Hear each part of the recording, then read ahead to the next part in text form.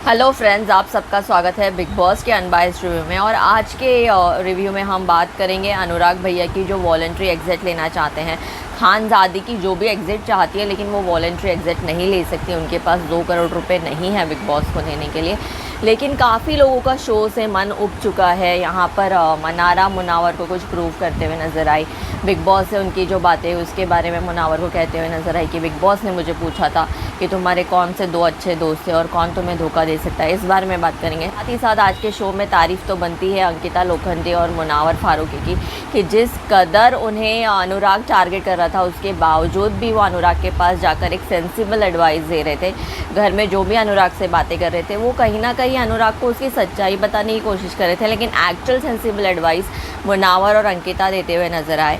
कल के शो में मनारा के हमें काफ़ी फ्लिप साइड्स देखने मिले। वो ताया जी और ताई जी कहने लगी अंकिता को, और ये सब हम डिटेल में चर्चा करेंगे। कल बिग बॉस ने अरुण महाशेट्टी को भी काफ़ी इम्पोर्टेंस दिया, और ये इम्पोर्टेंस जैसे ही उन्हें मिली वो फूले नहीं समा रहे थे। उनके साथ तहलका भी खुश हो रहे थे कि बिग बॉस उन्हें रिकग्नाइज़ कर रहे हैं, तो ये उनके लिए सबसे बड़ी खुशी की बात थी। चलिए अब हम डिटेल में डिस्कस करते हैं। सबसे पहले बात करते हैं अनुराग के वॉलंटरी एग्जिट की। तो इन बातों को समझने के लिए हमें एक अलग नज़रिया भी अपनाना पड़ेगा। अनुराग इस शो में आए थे, उन्हें लगा था कि एल्विश और अभिषेक मिलान ने ओटीटी कर लिया है, उन्हें इतना फेम मिला है, उन्हें इतनी पॉपुलैरिटी मिली है, उनका पॉपुलैरिटी 4 कदम आगे बढ़ चुकी है, तो मैं भी बिग बॉस करूँगा और मुझे भी पॉपुलैरिटी मिलेगी।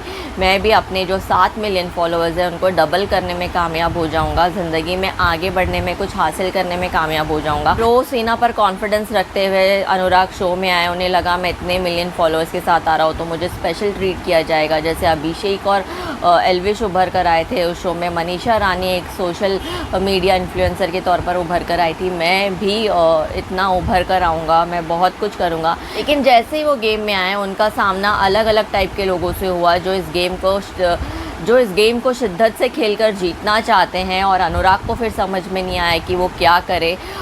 तो अनुराग थोड़े से बौखला गए, और उस बौखलाहट में उन्होंने कुछ चीज़ें रखना शुरू की।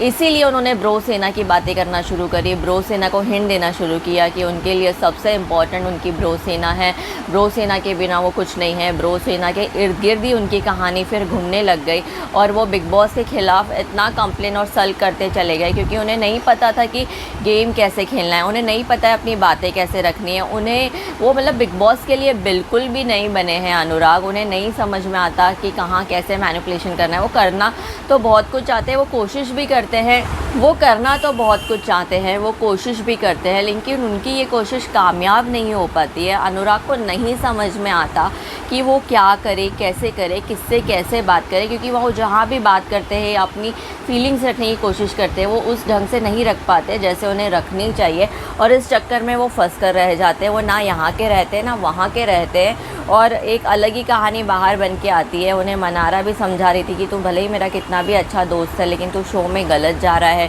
तू मेकर्स को टारगेट कर रहा है, तू ये कर रहा है, तू वो कर रहा है। और मनारा की ये बातें उसे इरिटेट कर रही थी, क्योंकि मनारा का मुद्दा ये था कि तू जो कुछ भी कर रहा है तेरी कंपनी की वजह से कर रहा है। तू घर में सबको कह सकता है कि अभी मुझे बात नहीं करनी, लेकिन तू खानज़ादी को नहीं मना कर सकता है।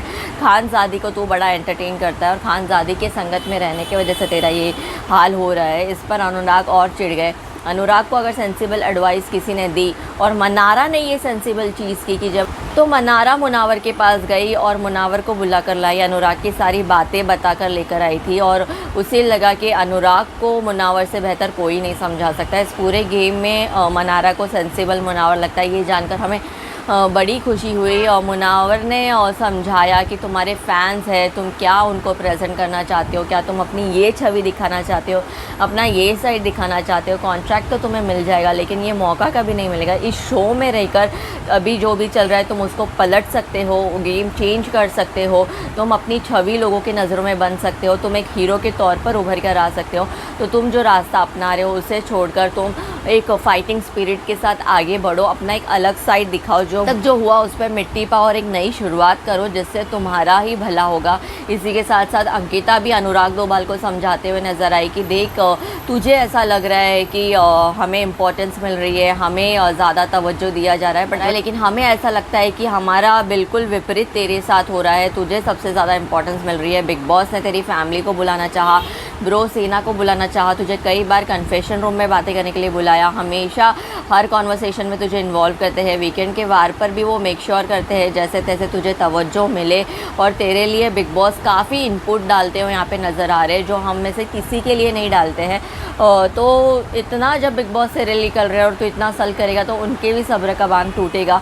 अंकिता कुछ ऐसा समझाते हुए नजर आई। ये हमें समझदारी वाली बात कहीं ना कहीं दिखी, लेकिन अनुराग बाबा समझने को तैयार नहीं थे। वो 2 करोड़ देकर घर से बाहर निकलना चाहते थे। उनका कहना यह था कि यहाँ तो मेरा कुछ हो नहीं रहा है और कहीं ना कहीं इस चक्कर में अपने बाहर की फैंस को या ब्रो सीना को खो ना दूँ जिससे मेरा करियर ठप हो जाए। उन्हें ये डर ज़्यादा सता रहा है, इसीलिए वो घर से बाहर जाना चाहते हैं, अपनी पुरानी ज़िंदगी में लौटना चाहते हैं और अपनी ब्रो सेना को फिर से जोड़ना चाहते हैं।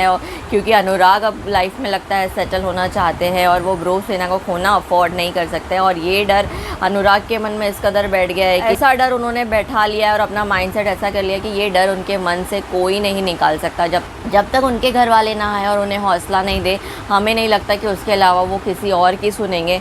तो उसके घर वालों से हम रिक्वेस्ट करते हैं कि इस वीकेंड के वार पर वो ज़रूर आए और अपने भाई को समझाए, अपने बेटे को समझाए और उसका गेम इस शो में थोड़ा सा उसे बूस्ट करते हुए उसका गेम अप करने की कोशिश करे। इसी के साथ साथ हमें खानज़ादी भी लोगों को कहते हुए नज़र आई कि मुझे नॉमिनेट कर दो और मुझे इस शो से बाहर जाना है, क्योंकि खानज़ादी को पता है कि उसने इस शो में अपना बहुत मजाक उड़वा लिया है और अब उसके पास कुछ है नहीं उसको डिफेंड करते हुए, अपनी छवि को बदलते हुए शो में आगे बढ़ने के लिए। उसके पास गेम का प्लॉट यहीं पर ख़त्म हो गया है, उसे नहीं पता कि मैं आगे कैसे जाऊँ और उसके पास वॉलंटरी एग्जिट की भी हिम्मत नहीं है। तो वो चाहती है कि उसे नॉमिनेट कर लोग इस शो से बाहर कर दे और वो नॉमिनेट हो भी चुकी है। अब नॉमिनेशंस में वैसे अनुराग भैया तो बीबी के थ्रू होल सीज़न के लिए नॉमिनेटेड है। इसी के साथ साथ अरुण नॉमिनेटेड है, अंकिता, विक्की, रिंकू धवन, खानज़ादी, नील भट्ट, ये सारे लोग नॉमिनेटेड है। और इतनी लंबी लिस्ट में से अब कौन जाता है और कौन रह जाता है ये देखना काफ़ी इंटरेस्टिंग होगा। इसी के साथ साथ कल हमें ईशा भी फुल फॉर्म में नजर आई। वो अंकिता को टोकते हुए नजर आई। अंकिता दीदी के छत्र छाया से वो बाहर निकली। वीकेंड के वार के बाद उसे समझ में आया है कि उसे अपना गेम कैसे आगे लेकर जाना है, इसीलिए वो मनारा के साथ मिलकर अंकिता के ड्यूटी ना करने पर सवाल उठाते हुए नजर आई। जैसे अंकिता ने वॉशरूम साफ़ किया वो उन दोनों को पसंद नहीं आया। वो अंकिता को उनकी गलतियाँ गिनाते हुए नजर आई। तो अंकिता ने काउंटर में ईशा से कहा कि तुम्हारी भी काफ़ी गलतियाँ हुई है किचन ड्यूटीज़ में, लेकिन हमने हमेशा उसको कवर अप किया है या तुम्हें बताया है, तुम्हें अलग से आके बताने की कोशिश की है, सबके सामने तुम्हारा ऐसा तमाशा नहीं बनाया, लेकिन तुम क्या करने की कोशिश कर रही हो अब मुझे समझ में आ रहा है। तुम गेम खेल रही हो यहाँ पर मेरे साथ, तो अब हम गेम ऑन करते हैं और इस रिश्ते को गेम की तरह ही देखते हैं और आगे बढ़ते हैं। लेकिन ईशा की तारीफ़ करना बनता है। वो शो में भले ही सही बोले गलत बोले जितना भी बोले वो बोलती काफ़ी अच्छा है। वो अपनी बातों को सही तरीके से रखना जानती है। उसने अंकिता के काम का इंस्पेक्शन भी किया और अंकिता को जाके बोला कि काफ़ी आपने हार्पिक वार्पिक डाल के बाथरूम साफ़ नहीं किया है, आपने ये नहीं किया, आपने वो नहीं किया, बाल ऐसे ही पड़े। उस पर अंकिता को बुरा लग गया कि मेरे काम पर सवाल उठा रही है। फिर अंकिता ने जोश जोश में थोड़ी बहुत साफ़ सफाई तो कर ही दी जब इतने बार लोगों ने टोका, लेकिन उनसे वो सही ढंग से हो नहीं पाया। तो अब उन्होंने कह दिया कि मैं कल वापस से करूँगी। तो अंकिता और ईशा का रिश्ता भी एक नई दिशा में जाते हुए नज़र आ रहा है। इससे नील और ऐश्वर्या का लगता है कॉन्फिडेंस बढ़ रहा है। वो विक्की के अगेंस्ट खड़े हुए नज़र आ रहे हैं। हमें शो में कल रिंकू धवन भी थोड़ी बहुत नज़र आई। बिग बॉस रिंकू धवन को काफ़ी बूस्ट करने की कोशिश कर रहे हैं। बिग बॉस को लग रहा है कि अगर मैं इनको पंप अप करूँगा तो ये अच्छे एक नेगेटिव लीड के तौर पर इस शो में उभर कर नज़र आएंगी, बट हमें लगता नहीं है ऐसा कुछ होगा। इस वीकेंड के वार पर शायद रिंकू निकल भी सकती है, लेकिन बिग बॉस अब क्या खेल खेलते हैं, कैसे रिंकू को पंप अप कर कंप्लीट विलन में टर्न आउट करते हैं, या बिग बॉस ने जो नील को थोड़ा बहुत परफेक्शनिस्ट और मक्सका और मेरा सबसे प्यारा स्टूडेंट, ओबीडियंट स्टूडेंट बोल के जो हवा दे रहे हैं नील की आँख को, नील भी हमें आने वाले एपिसोड में नॉमिनेशंस में हमने प्रोमो में देखा कि कैसे वो अंकिता से भिड़ते हुए नज़र आ रहे हैं। तो नील शो में आगे और क्या करते हैं, ऐश्वर्या अलग से उभर के दिखती है या नहीं, ये सब देखना काफ़ी इंटरेस्टिंग होगा। लेकिन शो में अगर वाकई किसी को बूस्ट अप करने की ज़रूरत है या अपना गेम प्लान पूरी तरीके से बदलने की ज़रूरत है, वो है अनुराग को।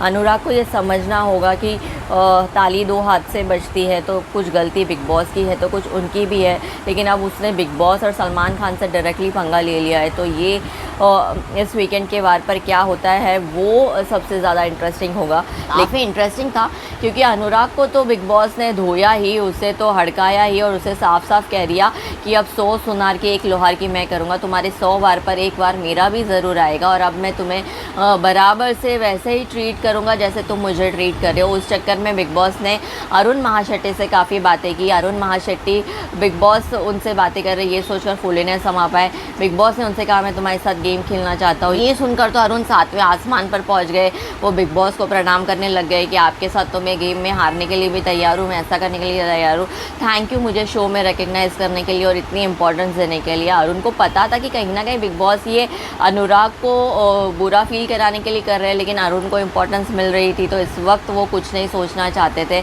वो खुशी खुशी बिग बॉस के फेवरेट स्टूडेंट बनकर उन्हें इम्प्रेस करना चाहते थे, ये हमें साफ साफ नज़र आया। साथ ही तहलका भी इस बात से खुश नज़र आई कि उन दोनों को थोड़ी सी लाइमलाइट अब अनुराग को टॉन्ट मारने के चक्कर में मिल रही है। और बिग बॉस ने कल काफ़ी बार अनुराग को टॉन्ट मारा, नील के ज़रिए भी अनुराग को टॉन्ट मारने की कोशिश। तो अनुराग इस चीज़ को और नेगेटिव तौर पे लेकर और बढ़ता जा रहा है, लेकिन अनुराग को ठंडे दिमाग से बैठकर सारे मुद्दों पर सोचकर अपने गेम प्लान और अपनी सोच बेसिकली सबसे ज़्यादा बदलने की ज़रूरत है।